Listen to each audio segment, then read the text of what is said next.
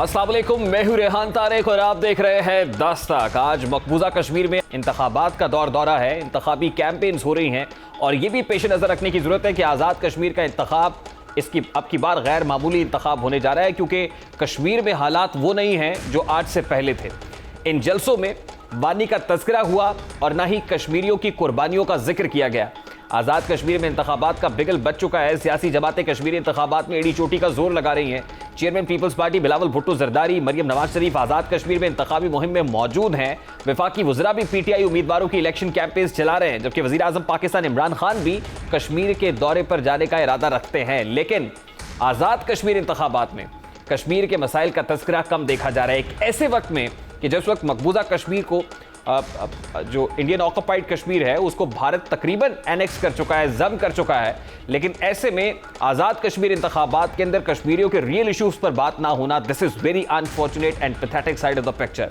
सियासी जमातें आज़ाद कश्मीर के इंफ्रास्ट्रक्चर पर तो कोई मंसूबा पेश नहीं कर रही, लेकिन पाकिस्तान की मोटरवेज और तरक्याती मंसूबों की मिसालें पेश की जा रही हैं। आपस में एक दूसरे पर लफ्जी गोलाबारी जारी है। एक दूसरे के किए धरे को आज़ाद कश्मीर के अंदर टटोला और फोला जा रहा है कि वहाँ पर क्या हो रहा है। एक दूसरे पर जो है वो हदफ तनकीद दिखाई देते हैं। बिलावल पाकिस्तान मुस्लिम लीग नून पर, तो पाकिस्तान मुस्लिम लीग नून की तोपों का रुख बिलावल की जानिब दिखाई देता है। अब कश्मीर के म्यार ज़िंदगी बुलंद करने के लिए किसी के पास कोई मंसूबा तो नहीं है, ताहम एक दूसरे के मंसूबों पर तनकीद और अपने मंसूबों का क्रेडिट लेने की कोशिश हो रही है। किसी भी सियासतदान के पास कश्मीर के हवाले से कहने को कुछ नहीं है, ताहम अपनी हरीफ सियासी जमातों को हदफ तनकीद बनाने के लिए तमाम कायदीन खूब शोला बयानी कर रहे हैं। आज कश्मीर के हीरो बुरहान मुजफ्फर वानी के यौम शहादत को भी तमाम तर सियासी जमातों ने नज़रअंदाज किया है। तमाम सियासी जमातें भूल गई हैं। आज यौम अज़म को भी नज़रअंदाज किया गया है। बिलावल भुट्टो जरदारी ने बुध को अब्बासपुर में हुकूमत और अपोजिशन दोनों पर लफ्ज़ी गोलाबारी की, जबकि आज वो 3 अतराफ से लाइन ऑफ कंट्रोल से गिरे ज़िला फॉरवर्ड कोहटा पहुंचे। वहीं ज़िला जहां की अवाम ने कई दहाइयों तक पाकिस्तान पीपल्स पार्टी पर एतमाद किया है, जहां के लोग आज भी जुल्फ़िकार अली भुट्टो और बेनज़ीर भुट्टो शहीद के गुण गाते हैं, यहाँ पीपल्स पार्टी मुस्लिम लीग नून और तहरीक इंसाफ को तनकीद का निशाना बनाते रहे। बिलावल भुट्टो जरदारी ने क्या कहा, जरा उसकी एक झलक आपके सामने रखता हूं। अपने बल्ला को भगाना है और दूसरों को भी भगाना है। अब पता नहीं मैं दूसरों के बारे में क्या कहूँ, वो एतराज ना करे। बहुत इज्जत करते हैं उनका। हम चाहते हैं कि वो ऑपोजिशन करे, हम भी ऑपोजिशन करें और हम इस मुसीबत को, इस तब्दीली की हुकूमत को बका सकें। मगर हम चाहते हैं कि वो जरा शहर बने, बिल्ली का जमात ना हो, वो शहरों का जमात बने। गुज़श्ता रोज़ पाकिस्तान मुस्लिम लीग नून पर नाम लेकर तनकीद की, आज नाम लिए बगैर उन्हें हदफ तनकीद बनाया। बिलावल भुट्टो ने मुस्लिम लीग नून को अपोजिशन करने का मशवरा तो दिया है, लेकिन मरियम नवाज शरीफ मुजफ्फराबाद के नवा में जलसा-ए-आम से खिताब करते हुए जहां नून लीग के उम्मीदवारों की हमदर्दियां खरीदने पर शकवा कर रही थी, वहीं इलेक्शन चोरी का पुराना बयानिया भी दोहराती रही हैं। उन्होंने आज़ाद कश्मीर के आवाम के लिए कोई मंसूबा पेश किया और ना ही नून लीग के पिछले 5 साल के किसी मंसूबे की कोई किया है। ताहम हुकूमत को किस तरह हदफ तनकीद बना रही थी बिलावल भुट्टो जरदारी की किसी बात का जवाब दिए बगैर, जरा उसकी एक झलक भी आपके सामने रखता है। राजा साहब, मैं आपके सामने अपने कश्मीरी बहन भाइयों से कहती हूँ कि अगर मुस्लिम लीग नून का इलेक्शन चोरी करने की कोशिश की, तो आप अगर बैठेंगे शायराए दस्तूर पे, तो मरियम नवाज आपके साथ बैठेगी इंशाअल्लाह। आखिर में मुझसे वादा करो कि अपना वोट चोरी नहीं होने दोगे। अब जहां मुस्लिम लीग और पीपल्स पार्टी नेशनल पॉलिटिक्स पर बात कर रही हैं, पाकिस्तान की पॉलिटिक्स पर बात कर रही हैं आज़ाद कश्मीर में, वहीं तहरीक इंसाफ भी नेशनल पॉलिटिक्स के तरीके पर आज़ाद कश्मीर में आजमा रही है और वहाँ भी इलेक्टेबल्स की हमदर्दियाँ समेटी जा रही हैं, इलेक्टेबल्स की हमदर्दियाँ खरीदनी जा रही हैं वहाँ पर। दूसरी जानिब पैसे की सरेआम तकसीम की जा रही है। कश्मीर हो या फिर जीबी इलेक्शंस, पाकिस्तान की तारीख में पहली बार सड़कें बनाने के लिए कैश तकसीम हो रहा है। अली अमीन गंडापुर और वजीर मवासलात मुराद सईद सरेआम नकद रकूम तकसीम कर रहे हैं, जिसकी वजह से प्री पोल रिगिंग का तासुर भी कायम हो रहा है। प्री पोल धांधली के इल्जामात भी लगाए जा रहे हैं। अली अमीर साहब की एक वीडियो जो बड़ी वायरल है, जिसमें कैश तकसीम करते हुए दिखाई देते हैं, वो भी आपके सामने रखता है। तो मैं ये आपको तरफ से दे रहा हूँ कि आप लोग जो है इसे अपना फिलहाल इतना गुजारा कर लें और 4-5 जगहों पे जो बहुत ज्यादा खराब है, इसको आप थोड़ा बहुत ठीक कर लें। लेके जा रहा हूँ, मैंने गिरियत में कहा था कि 1 वोट की लीड देना 1 करोड़ रुपया दूंगा। याद है आप लोगों को? गिरियत तनकीद कर रहा था, यदि कहां से देगा? 32 वोटों की लीड से हम जीते थे। जाओ चेक कर लो, खाली 3 अरब के पीने के पानी की चीज दी है। अब जहां वफाकी वज़रा आज़ाद कश्मीर इंतखाबात को मैनेज करने के लिए कैश तकसीम कर रहे हैं, वहीं अवामी सतह पर वज़ीर आज़म के दौरे पर भी तहफ़्फ़ुज़ात का इजहार किया जा रहा है, क्योंकि वज़ीर आज़म के दौरे के शेड्यूल का ऐलान नहीं किया गया। ताहम उनके दौरे को भी इंतखाबी धांधली के तौर पर देखा जा रहा है। फवाद चौधरी साहब ने वज़ीर आज़म के मुतवक्का दौरे के हवाले से क्या कहा, भी आपको दिखाते हैं।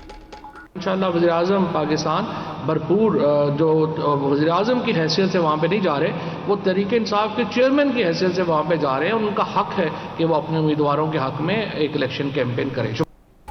अब जो कुछ आज़ाद कश्मीर इंतखाबात में हो रहा है, हुकूमत के रवैये पर भी बात करेंगे, प्री पोल रिगिंग इल्ज़ामात पर भी बात करेंगे, पाकिस्तान तहरीक इंसाफ की रहनुमा हमें ज्वाइन करेंगे, लेकिन उससे पहले जो कुछ हो रहा है AJK के अंदर, इस पर बात करेंगे। सीनियर साफ़ी तज्ज़ियाकार सलीम साफ़ी साहब ने हमें ज्वाइन किया है। अस्सलाम वालेकुम साफ़ी साहब, बहुत बहुत शुक्रिया आपके वक्त के लिए। साफ़ी साहब, इंतखाबात तो आज़ाद कश्मीर के हैं, लेकिन वहाँ पर नेशनल पॉलिटिक्स डिस्कस हो रही है। यूँ लग रहा है कि जैसे वहाँ पर ऑपोजिशन के लोग अपने वो जैसे कहते हैं ना कि डर्टी ड्रेसेस धोने की कोशिश कर रहे हैं। Why is it happening sir? Muslim League Noon का अपना अलमिया है कि वहाँ पे दोनों भाइयों का या भतीजी और चचा का बयानिया एक नहीं है। चंद महीने एक का बयानिया, चंद महीने दूसरे का बयानिया। आजकल तो ऐसा लगता है कि डेली बेसिस पे वो दोनों बयानिया साथ साथ चलते हैं, जो एक दूसरे से बुनियादी तौर पर कंट्रडिक्टरी हैं। जो पीपल्स पार्टी का अलमिया है, तो पीपल्स पार्टी की सिंध हुकूमत कमज़ोरी है, तो जब पीपल्स पार्टी की तरफ से होता है तो फिर हालांकि मुस्लिम लीग नून को फिर इग्नोर करना चाहिए था, लेकिन वो भी फिर जवाब दर जवाब देते हैं। तो जिसकी वजह से इस वक्त ये मुल्क की अजीब सूरत हाल है कि अपोजिशन जमातें आपस में उलझी हुई है और हुकूमत वो तमाशा देख रही है, एंजॉय कर रही है। साहब, आपने कहा कि पाकिस्तान पीपल्स पार्टी की डील हो गई है और उसी का तसलसल है जो टास्क उनको सौंपा गया है, लेकिन बिलावल साहब ने गुज़श्ता रोज़ कहा कि आर या पार की सियासत की बात करने वाले अब पाव पकड़ने की बात कर रहे हैं। कल तो नाम लेकर कहा, आज नाम लिए बगैर तनकीद की, और उस तनकीद के अंदर शहबाज शरीफ साहब को भी शामिल किया, जिससे बात करने की ठान चुकी थी पीपल्स पार्टी के। उनसे तो पार्लियामेंट के फ्लोर पर बात हो सकती है, मरियम बीबी से नहीं हो सकती है, बड़े मियाँ साहब से नहीं हो सकती। शहबाज साहब के साथ तो चलने की हामी भरी थी पीपल्स पार्टी ने, लेकिन अब वो भी उनकी तनकीद का हदफ है। नहीं, देखें, वो तो उधर पार्लियामेंट में उनकी मजबूरी भी एक है, क्योंकि अपोजिशन लीडर फिर पीपल्स पार्टी अपना तो नहीं बना सकती, वहाँ पे भी फिर 2 लीडर इनको बनाने होंगे, लेकिन वहाँ तो अक्सरियत दरकार है। दूसरा, ये तो पीपल्स पार्टी नून लीग की क़यादत भी कहती है कि हमने कभी कोई डील नहीं की है, लेकिन बिलावल साहब उनको डील का ताना भी देते हैं और उनको पाँव पड़ने का ताना भी देते हैं। तो यही कुलिया इन पे भी सादिक आता है। ज़ाहिरी बात है, जिनकी डील होती है तो वो मानते तो नहीं हैं और उसका इकरार तो नहीं करते, लेकिन अमल बताता है कि कोई बंदा कितना पानी में है या कोई पार्टी कितनी वो पानी में है। लेकिन हमने तो ये देख लिया कि हर कोई जानता है। अब अगर कोई उनकी वो नहीं हुई थी, तो मुझे आप बताइए कि बहाब पार्टी के लोग उनके कैंडिडेट को क्यों वोट देंगे। तो असल में इस वक्त आप देखें तो पीपल्स पार्टी ही इस मौजूदा सेटअप की एक लिहाज से इंश्योरेंस की हैसियत रखती है। लेकिन पीपल्स पार्टी साफ़ी साहब ये कहती है कि देखिए, खुर्शीद शाह साहब अभी नैब की कस्टडी में, उनके साहबजादे को गिरफ्तार कर दिया जाता है, एजाज जाखरानी का हवाला देते हैं, आसिफ अली जरदारी साहब अदालत के बावजूद जो है वो एहतसाब अदालत में पेश होते हैं। दूसरी तरफ पाकिस्तान मुस्लिम लीग नून का हवाला देते हैं कि वहाँ पर एक्विटल हो जाती है, वहाँ पर बेल मिलती है ख्वाजा आसिफ को, मिफ्ता इस्माइल को, शाहिद खान अब्बासी को, एहसन इकबाल को, और फिर खुद साबिक वज़ीर आज़म लंदन में बैठे हुए हैं। वो कहते हैं कि डील हमारी हो रही है और रिलीफ पाकिस्तान मुस्लिम लीग नून को मिल रहा है। ये कैसी मुज़क्क़ा-ख़ेज़ बात है? नहीं, तो उसका तो किसी ने हमने तो कभी इनकार नहीं किया है। हम ये भी जानते हैं कि मियां नवाज शरीफ साहब को जब उस वक्त बाहर भेजा गया तो वो एक डील के तहत भेजा गया था और प्लान ये था कि उसके बाद मरियम नवाज साहबा को भी भेजा जाना था।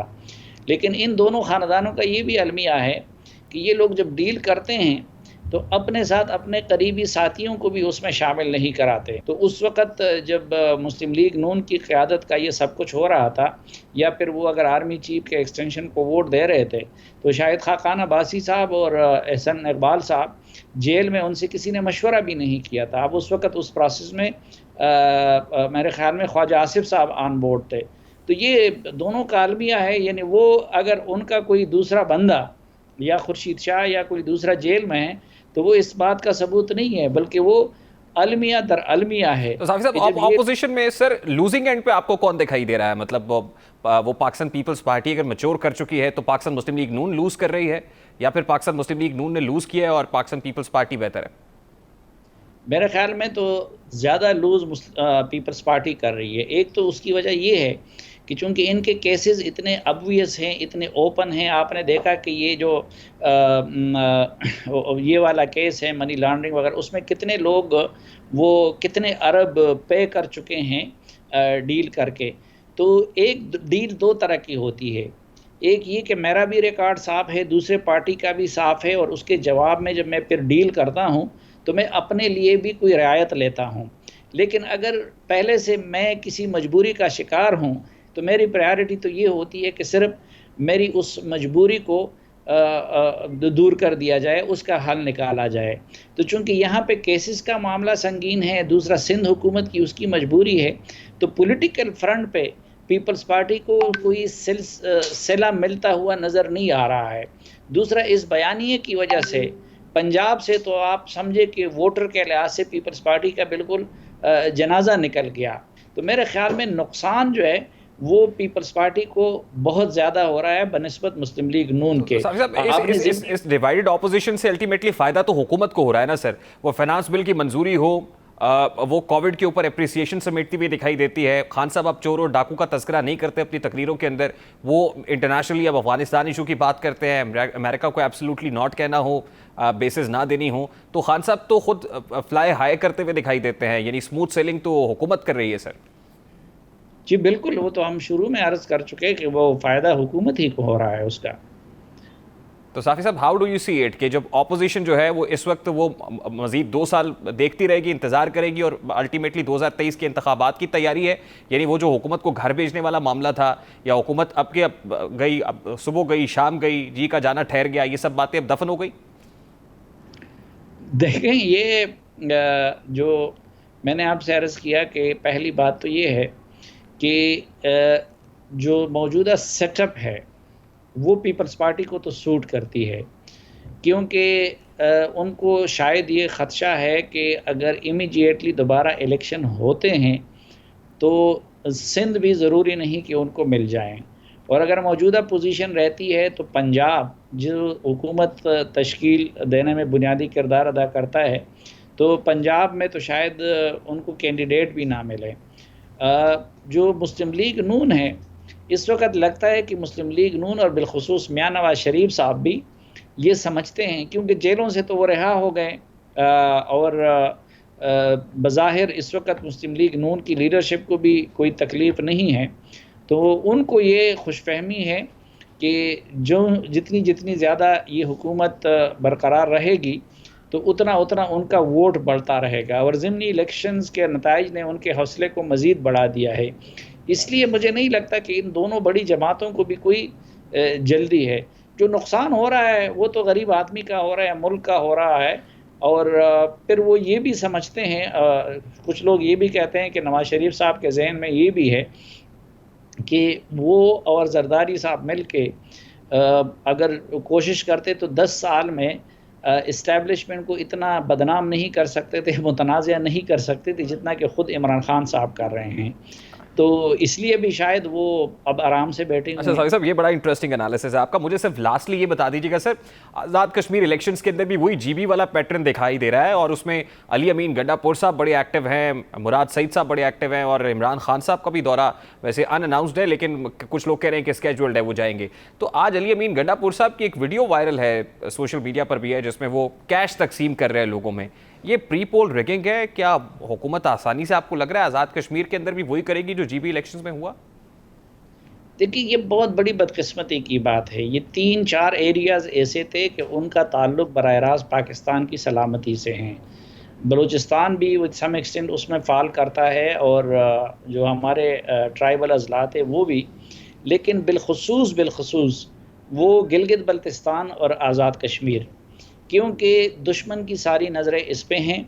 मकबूजा कश्मीर को जिस तरीके से मोदी ने हड़प किया है, उसकी वजह से कश्मीरियों और गिलगित बल्तिस्तान के बासियों में बड़ी मायूसी पाई जाती है, उनके यहाँ बड़ी रिजेंटमेंट है, और फिर दुश्मन भी ये कोशिश कर रहा है कि इन इलाक़ों के लोगों को पाकिस्तान से और रियासत से मुतनफ़िर कर दे। अब अगर वहाँ पे जेन्युइन लीडरशिप नहीं आती तो मेरे ख़्याल में ये इस हुकूमत और इस रियासत और कश्मीर का सबके साथ जुल्म है।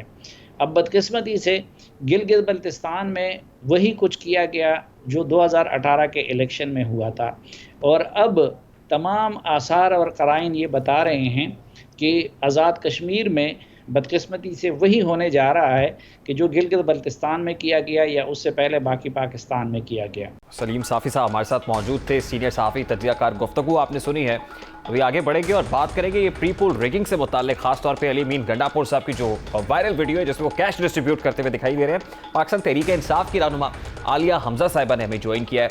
अस्सलाम वालेकुम आलिया साहिबा, बहुत बहुत शुक्रिया आपके वक्त के लिए। आलिया साहब, सबसे पहले तो क्योंकि मरियम नवाज साहिबा भी इस वक्त आज़ाद कश्मीर में हैं, बिलावल साहब भी वहाँ पर हैं और एक्सपेक्टेड है कि वज़ीर आज़म खुद भी वहाँ पर पहुँचेंगे, ये जो कुछ आज़ाद कश्मीर इंतखाबात के अंदर हो रहा है और प्री पोल रिगिंग का मामला सामने आ रहा है, मरियम नवाज साहिबा ने भी आज बहुत सारी बातें की हैं, लेकिन जो पाकिस्तान तहरीक इंसाफ कर रही है वो कैश डिस्ट्रीब्यूट हो, वो फिर वहाँ की वज़रा की वहाँ पर कैंपेनिंग हो या खुद इमरान खान साहब, is it justified? Pakistan Tehreek Insaf जो हमेशा वफाक की जमात रही है और पाकिस्तान तहरीक इंसाफ जिसने गिलगित बल्तिस्तान में हुकूमत बनाई है, अब वो इंशाल्लाह आज़ाद जम्मू और कश्मीर में भी अपनी हुकूमत बनाने जा रही है। जहाँ तक इन दोनों का सवाल है, देखें ये लोग जो है ना, जिसे हम कहेंगे ऑलरेडी सियासत में मरियम बीबी का तो जिस तरह उन्होंने PDM तबाह किए, तो बिल्कुल वही ट्रेंड फॉलो होगा यहाँ पर भी कि वहाँ पर ये नून लीग की पूरी कैंपेन को तबाह करने जा रही हैं, क्योंकि आज़ाद कश्मीर के लोगों को इनके माजी का पता है, इनके माजी का ये भी पता है कि किस तरह से मोदी को आमों की पेटियां और उनकी मदर को साड़ियां भिजवाते रहे, किस तरह ऊफा डिक्लेरेशन से कश्मीर का कॉज का नाम हटा दिया गया, किस तरह हुर्रियत कॉन्फ्रेंस के रहनुमाओं से मिलने की बजाय वहां पर बिजनेसमैन से मिला गया। वैसे आलिया साहब, कश्मीर का सौदा करने का इल्जाम आज भी मरियम नवाज साहब ने लगाया, लेकिन उससे पहले जब आपने कहा कि आप आज़ाद कश्मीर इलेक्शंस में क्लीन स्वीप करने जा रहे हैं, वैसे एक हद तक मैं आपकी इस बात से इत्तफाक करता हूं कि आज़ाद कश्मीर में वही हुकूमत बनाती है जो वफाक में बैठे हुए होते हैं। गो के पाकिस्तान मुस्लिम लीग नून की हुकूमत ऑलरेडी वहाँ पे है, काफ़ी तगड़ी दिखाई दे रही है, लेकिन अली अमीन गंडापुर साहब वहाँ हैं, मुराद सईद साहब कैंपेन कर रहे हैं, अब वज़ीर आज़म खुद वहाँ पहुँच जाएंगे, तो ये प्री पोल रिगिंग नहीं? और ख़ासतौर पर अली अमीन गंडापुर साहब की वो जो वीडियोज़ आ रही हैं जिसमें वो सड़कें बनाने के लिए रकूम तकसीम कर रहे हैं, कैश थमा रहे हैं लोगों को, ये प्री पोल रिगिंग नहीं है?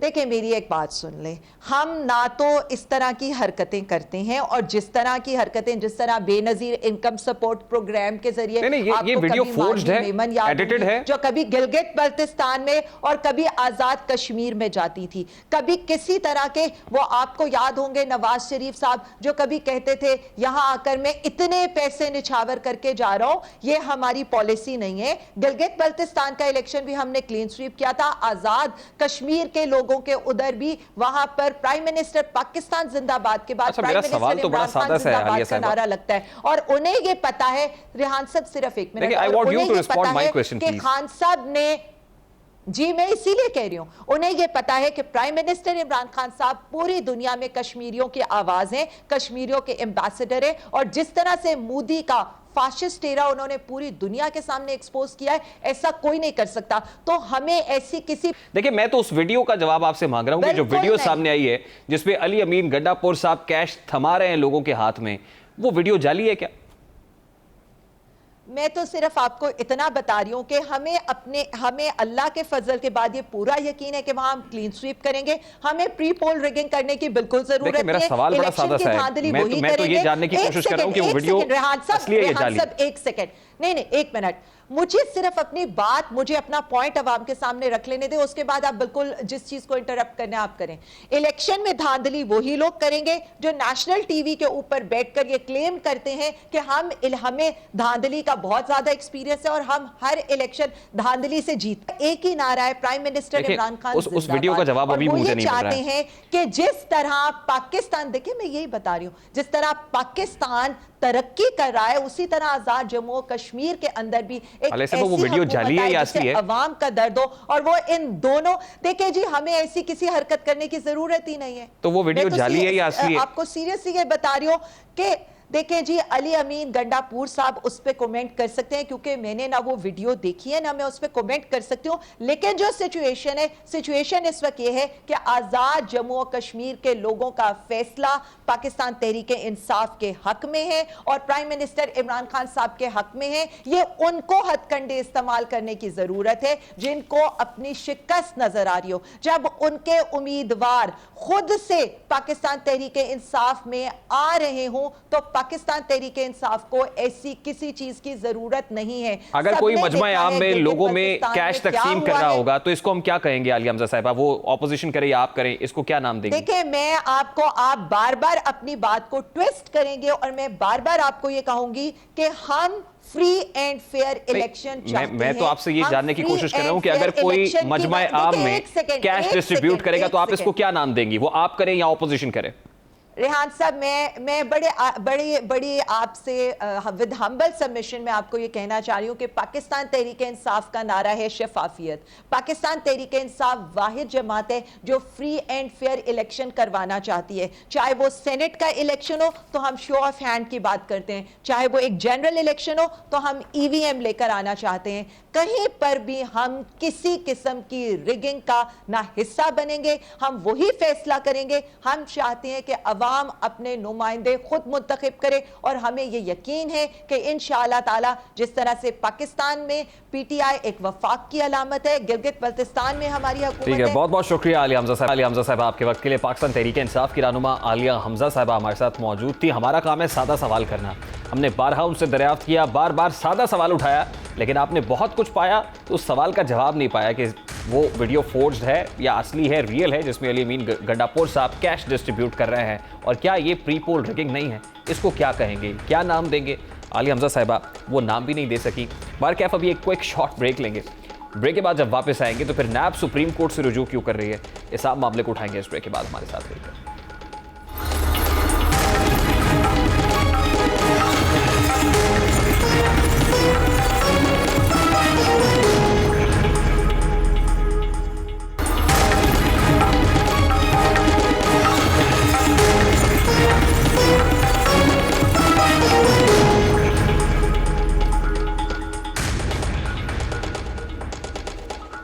Welcome back. रहनुमा मुस्लिम लीग नून ख्वाजा आसिफ और एहसन इकबाल की जमानत के फैसले के बाद कौमी एहतसाब ब्यूरो तनकीद की जद में। ख्वाजा आसिफ हो या एहसन इकबाल, शायद खाकान अब्बासी हो या मिफ्ता इस्माइल, चारों केसेस में नैब केस साबित करने में नाकाम रही है।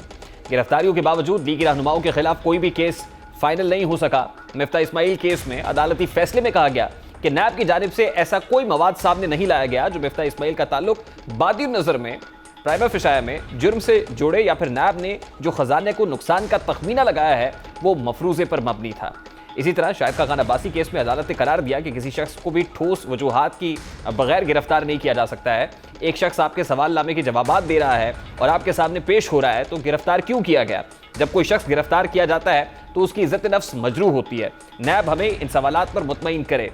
ख्वाजा आसिफ के केस में भी अदालती रिमार्क्स दीगर केसेस की तरह ही थे। अदालत ने करार दिया कि ख्वाजा आसिफ के खिलाफ ताहाल रेफरेंस दायर नहीं किया गया, किसी मुल्जिम को गैर मुअय्यना मुद्दत के लिए जेल में नहीं रखा जा सकता। आज इस्लामाबाद हाई कोर्ट ने एहसन इकबाल के नारोवाल स्पोर्ट्स सिटी कॉम्प्लेक्स में केस में जमानत का तफसीली फैसला जारी किया है। एहसन इकबाल की जमानती फैसला chief justice Islamabad high court Athar Minallah और जस्टिस लुबना सलीम परवेज ने जारी किया है। फैसले में अदालत ने करार दिया कि एहसन इकबाल के खिलाफ नैब करप्शन के सबूत पेश करने में नाकाम रहा है। तस्लीम शुदा बात है, मंसूबा नारोवाल की आवाम के इस्तेमाल और फायदे के लिए शुरू किया गया। मंसूबे की मंजूरी मजाज फोरम CWD ने दी है। एहसन इकबाल ने प्रोजेक्ट से कोई भी माली फायदा नहीं उठाया। अदालत ने करार दिया कि रिकॉर्ड से पता चलता है कि एहसन इकबाल रज़ाकाराना तौर पर वॉलंटरीली तफ्तीशी अफसरान से ताउन कर रहे हैं। केस अभी इन्वेस्टिगेशन में भी तब्दील नहीं किया गया। इंक्वायरी के मौजूदा मरहले में पिटिशनर को मासूम तस्वुर किया जाता है। नैब ने एहसन इकबाल को गिरफ्तार करके इख्तियार से तजावुज़ किया है। उधर नैब ने नून लीगी रहनुमाओं की जमानत के फैसलों को सुप्रीम कोर्ट कर दिया है। कौमी एहतसाब ब्यूरो ने शाहिद खाकान अब्बासी, एहसन इकबाल और मिफ्ता इस्माइल की जमानत के इस्लामाबाद हाई कोर्ट के फैसलों के खिलाफ दरखास्तें दायर कर दी हैं। दरखास्तों में लीगी रहनुमाओं के जमानत के फैसले कलअदम करार देने की इस्तदा की गई है। अब नैब ने मौक़िफ़ अपनाया कि इस्लामाबाद हाई कोर्ट ने हक़ाइक़ को नज़रअंदाज किया है। तीनों केसेस में हार्डशिप का मामला नहीं था। अब इसी मामले पर बात करेंगे। इस वक्त sir Islamabad high court bar Arif Chaudhary हमारे साथ मौजूद हैं। अस्सलाम वालेकुम, बहुत बहुत शुक्रिया आरिफ साहब आपके कीमती वक्त के लिए। आरिफ साहब बताइएगा कि नैब की जानिब से जो केसेस बनाए गए उस पर इस्लामाबाद हाई कोर्ट या लाहौर हाई कोर्ट की तरफ से जो रिलीफ मिला उसको नैब ने सुप्रीम कोर्ट में इन बुनियादों पर चैलेंज किया है कि इन पर हार्डशिप केसेस नहीं बनते थे। नैब का ये आर्गुमेंट कितना स्ट्रांग है? ये जो है ना मामला हार्डशिप के केसेस, ये बड़ी दिलचस्प सूरत हाल पैदा हो रही है इन केसेस में। हार्डशिप इस तरह कभी भी नहीं इन फील्ड आई थी और इस तरह इन्वोक नहीं हुई थी जिस तरह अब हो रही है। मैं ये समझता हूँ कि वंस फॉर ऑल ये डिसाइड हो जाना चाहिए, और इससे पहले बेल बिफोर अरेस्ट के मामले पे बड़ी अथॉरिटेटिव जजमेंट आई उस यानी खोसा साहब के ज़माने में, और उसमें तय कर दिए गए प्रिंसिपल के जी बेल बिफोर अरेस्ट के सूरत में हो सकती है। और बेल आफ्टर अरेस्ट जो है उसमें देखिए बहुत ज़्यादा इंपॉर्टेंट जो ग्राउंड होनी चाहिए वो ये कि अगर कोई मटेरियल उनके खिलाफ रिकॉर्ड पे मौजूद नहीं है और फिर उन्हें इनकार्सिरेट नहीं किया जा सकता मुलजमों को लामुतनाही हद तक, यानी आपको कोई ना कोई टाइम फ्रेमवर्क उसके लिए मुकर्रर करना है और कोर्ट को जस्टिफाई कोर्ट के सामने करना होगा नैब को कि उनकी जो गिरफ्तारी है, उनका जिस्म जो उनके पास मौजूद है वो किस मकसद के लिए वो उन्हें रख रहे हैं, कोई एविडेंस कलेक्ट कर रहे हैं, कोई उनसे मटेरियल कलेक्ट कर रहे हैं। लेकिन चॉइस साहब देखें ना, नैब कोई ऐसी जस्टिफिकेशन नहीं दे सका। फॉर एग्जांपल मिफ्ता इस्माइल साहब के केस में तफसीली फैसले में कहा गया कि ऐसा कोई मवाद सामने नहीं लाया गया जो मिफ्ता इस्माइल का ताल्लुक बादी नजर में जुर्म से जोड़े। नैब ने जो खजाने को नुकसान का तखमीना लगाया वो मफरूजे पर मबनी था। इसी तरह से ख्वाजा आसिफ से मुतालिक भी पूछा गया, जब नैब से पूछा जाता है तो वो कहते हैं जी कि आप इसको गूगल कर लें, यानी उनके पास कोई सब्सटैंशियल एविडेंस नहीं होता है और जो कैलकुलेशन होती है एसेट्स बियॉन्ड मींस का केस तो बना दिया जाता है लेकिन कितने एसेट्स है कहाँ है उसका तखमीना भी नहीं दिया जाता।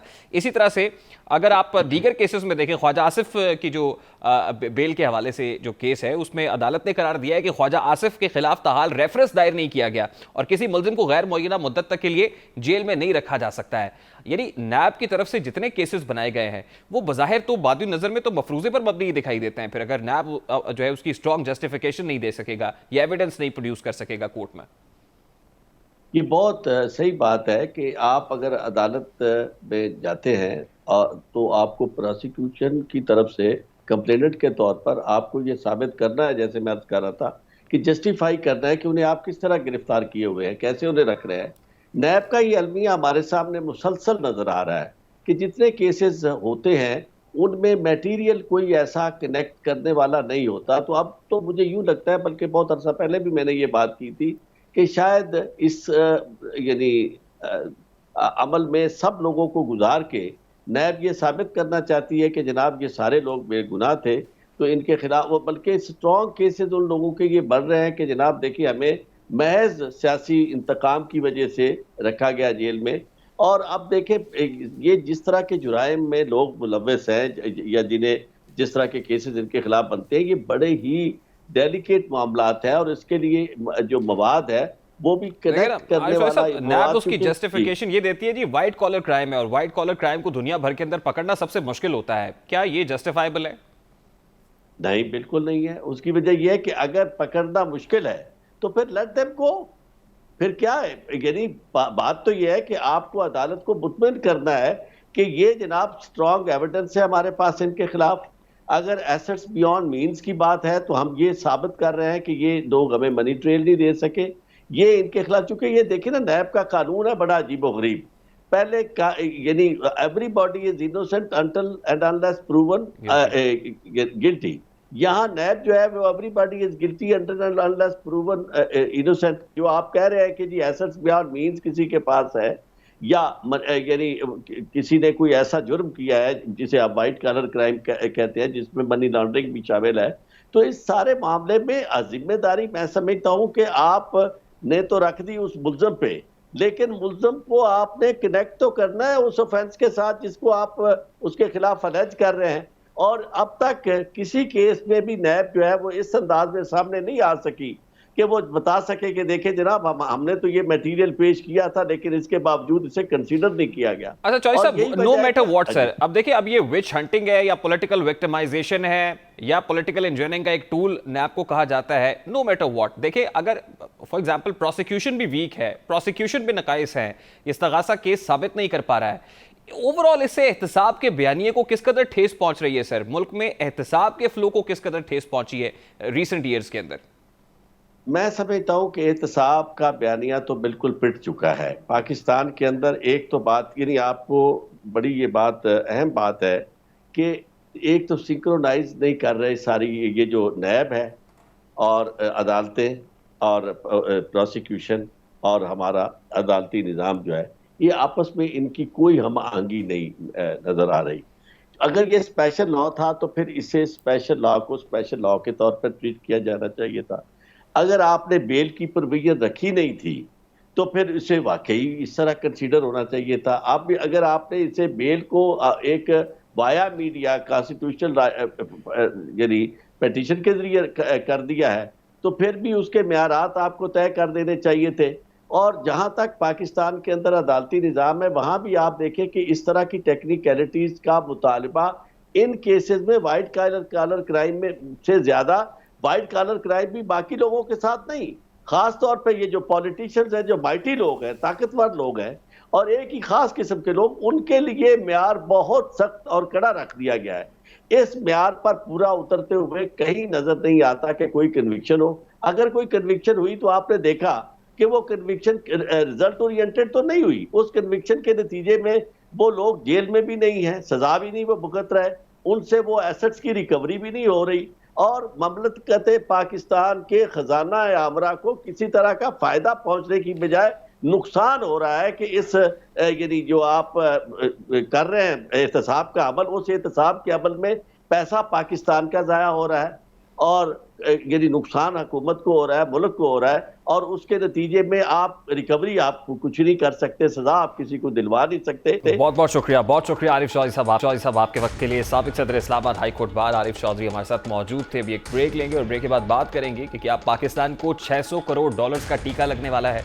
अहम मामला है, इस मामले को उठाएंगे इस ब्रेक के बाद।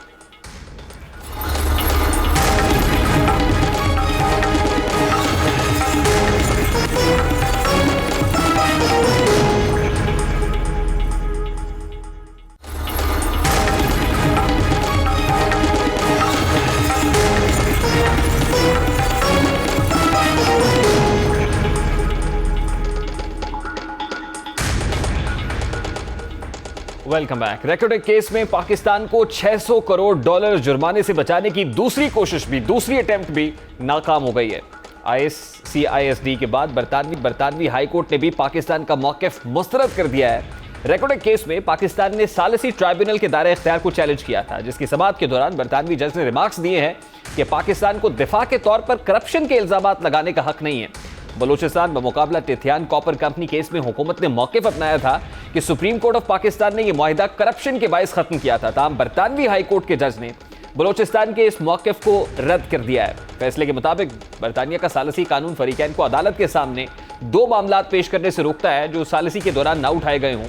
अब सालिसी के दौरान वो मामला उठाया नहीं गया, उस पर करप्शन की बात ही नहीं हुई, तो उस पर यकीनन बरतानवी कोर्ट ये कहने पे हक बजानिब है कि इसको करप्शन की बेसिस पर ना उठाया जाए। हुकूमत बलूचिस्तान ने दलील दी थी कि बैनुल अक़वामी chamber of commerce tribunal recorded case का दायरा कार नहीं रखता क्योंकि मुआहिदा बदउनवानी की वजह से कलअदम किया गया था। सूबाई हुकूमत का मौक़िफ़ ये था कि कंपनी ने सूबे में लाइसेंस के हुसूल में नाजायज़ फ़वाइद हासिल करने के लिए सरकार को रिश्वत दी थी। बरतानवी जज के मुताबिक सुप्रीम कोर्ट ऑफ पाकिस्तान ने ज्वाइंट वेंचर को कलअदम करार दे दिया, लेकिन इसका फैसला पाकिस्तान के उन इल्जामात की बिना पर नहीं था कि मुआहिदा रिश्वत के जरिए हासिल किया गया। जज के मुताबिक अदालत उज़्मा ने मुआहिदे को गलत करार दिया तो इन इल्जामात का कोई हवाला नहीं दिया। फैसले के मुताबिक बदउनवानी के बारे में वजाहतें या हवाला जात नाकाफ़ी हैं। जज का कहना था कि अगर सूबे के पास बदउनवानी से मुतालिक शवाहिद थे जिन्हें ICC ट्राइब्यूनल के सामने पेश नहीं किया गया तो सूबे को ये मामलात सालिसी ट्राइब्यूनल के साथ हल करने चाहिए। ये सूबे के लिए जायज़ नहीं है कि उन्हें सालिसी ट्राइब्यूनल का दायरा कार चैलेंज करने के लिए अदालत के सामने पेश करें। अब बड़ा अहम ये टिथियान कॉपर कंपनी के साथ बलूचिस्तान में रेकोटेक का मामला, ये कंपनी यकीनन अपना केस कंटेस्ट कर रही है और 6 अरब डॉलर का मामला है। पाकिस्तान को खुदा न खास्ता यानी 600 करोड़ डॉलर का नुकसान पहुंच सकता है। लेकिन यहाँ एक और इम्पॉर्टेंट बात यह है कि जब कभी हम इंटरनेशनल फोरम पर जाते हैं तो इंटरनेशनल फोरम के ऊपर क्या हमारे लॉयर्स वीक होते हैं, क्या हम कानूनी तौर पर बेहतर तौर पर अपना केस प्रिपेयर नहीं कर पाते हैं? क्योंकि ऐसा ही मामला आपको याद होगा कलभूषण वाले मामले में भी यही कुछ हुआ। और इसके अलावा जब आलमी फोरम्स के ऊपर हम पहुंचते हैं तो वहां पर हम कंटेस्ट करने में हमें कहीं ना कहीं सुबकी का सामना करना पड़ता है। तो यहाँ पर अरबाब इख्तियार की फिक्र पर दस्तक ज़रूर है कि ये हमारे इकोनॉमिक फ्रंट के ऊपर एक बहुत बड़ा मामला है और उसके साथ साथ जग हंसाई होती है इंटरनेशनल कम्युनिटी में कि जब हम इंटरनेशनल फोरम पे कोई मुकदमा उठाते हैं या अपने केस का दिफा करने के लिए जाते हैं तो why don't we prepare for that? हम उसकी तैयारी क्यों नहीं करते हैं? उसके लिए अच्छे लॉयर्स क्यों नहीं हायर करते हैं? अपने केस को स्ट्रांग क्यों नहीं करते हैं? अपने आप को सुबकी से बचाने के लिए उस केस की तैयारी करके क्यों नहीं जाते हैं? ये सोचने की बात है। बारकैफ ये जो लिथियान कॉपर कंपनी का मामला है, रेकॉर्डेड केस है, पर हमें सोचना होगा कि हम ये 600 जो करोड़ डॉलर्स हैं यानी $6 बिलियन हैं, इसको कैसे सेव कर सकते हैं। अभी एक ब्रेक लेंगे और ब्रेक के बाद जब वापस आएंगे तो कोविड की चौथी लहर का खतरा सर उठा रहा है और फिर स्टूडेंट्स का मुकदमा भी मेरे रियासत के दरबार में पेश करेंगे। इस ब्रेक के बाद हमारे साथ रहेंगे।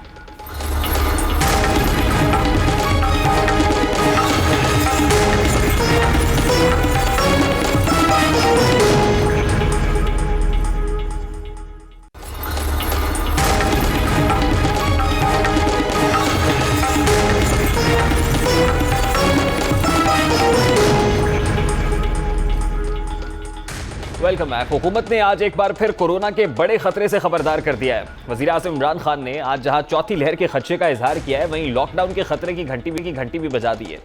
वज़ीर आज़म के मुताबिक इस वक्त कोरोना की इंडियन किस्म यानी इंडियन वेरिएंट एक बहुत बड़ा मसला बनी हुई है।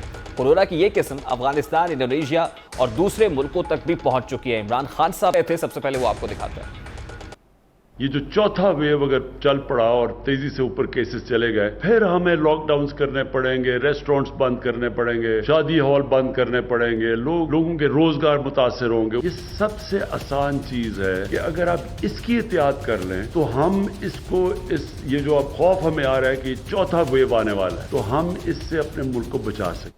अब कोरोना की चौथी लहर सर उठा रही है और घबराने की बात यह है कि वज़ीर आज़म इमरान खान साहब जो खुद कहते थे आपने घबराना नहीं है, आज वज़ीर आज़म इमरान खान साहब चौथी वेव का तज़किरा करते हुए कुछ घबराए हुए लग रहे थे। तो घबराने की बात तो है क्योंकि तमाम तर वेरिएंट्स अब पाकिस्तान के अंदर मौजूद हैं और एक अंदाजे के मुताबिक तकरीबन 13-14 वेरिएंट्स इस वक्त मुल्क के अंदर हैं, जिसमें Indian variant is one of the prominent variants और बहुत ख़तरा है। दूसरी तरफ जनाब, जहां कोरोना वायरस का इतना खतरा है और चौथी वेव सर पर है, वहीं हम मुसर हैं कि हमने बच्चों से इम्तहानात लाजमी लेने हैं।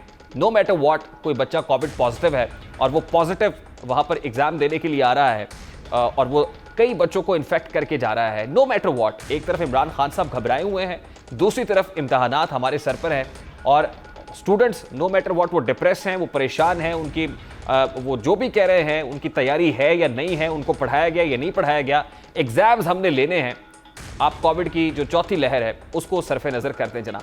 आज पार्लियामान के फ्लोर पर भी इम्तहानात का मामला देर आयत दुरुस्त आयत कहें बड़े अरसे के बाद उठाया गया है। नोटिस था मुस्लिम लीग नून के ख्वाजा साद रफ़ीक साहब की जानिब से और इस पर जब बहस हुई तो उस पर वजीहा अकरम साहिबा जो पाकिस्तान तहरीक इंसाफ की पार्लियामानी सेक्रेटरी कैसे रिस्पॉन्ड किया, जरा उसकी एक झलक आपके सामने रखता है। हम ये नहीं कहते कि आप इम्तहान बिल्कुल ना लें, बिल्कुल इम्तहान लें। अगर आप इसे 6 या 8 हफ्ते मुअख्खर कर दें और अच्छे नताइज मिल सकते हो तो हमने जरूर बच्चों को फेल करवाना है। अगर एक बच्चा फेल होता है, उसके टीचर को मेंटल टॉर्चर होता है, बच्चा इस उम्र में ज़हनी करब का शिकार होता है, उसके पेरेंट्स जो हैं उनको एक डिप्रेशन होता है। अगर कुछ अब वक्त दे सकते हैं तो इससे क्या फर्क पड़ता है? तो देखिए, डिस्क्रिमिनेशन यहाँ पे खत्म करने के लिए ही ये इम्तिहान लिए जा रहे हैं। जहाँ एहसन साहब ने भी ये बात की, जहाँ पे A लेवल्स के बच्चे, O लेवल्स के बच्चों ने इम्तिहान दिया है और अब हम अगर अपने इन बच्चों से इम्तिहान नहीं लेते हैं जो हमारे लोकल इंडिजिनस बोर्ड्स के हैं, तो वो एक ज्यादती है। डिस्क्रिमिनेशन तो तब होगी। बड़ी अजीब सी तौजीह पेश की जा रही है कि आप सप्लीमेंट्री एग्जाम्स में अपेयर हो जाए और कुछ केसेस में तो सप्लीमेंट्री एग्जाम्स है ही नहीं, और अगर आपने एंट्री टेस्ट देना है तो फिर क्या करें, पहले सप्लीमेंट्री एग्जाम्स दें? क्या यूनिवर्सिटीज़ आपके एंट्री टेस्ट के लिए इंतजार करेंगी कि पहले आप सप्लीमेंट्री एग्जाम्स पास करके आ जाए फिर हम आप एंट्री टेस्ट ले लेंगे? अल्लाह ही जाने।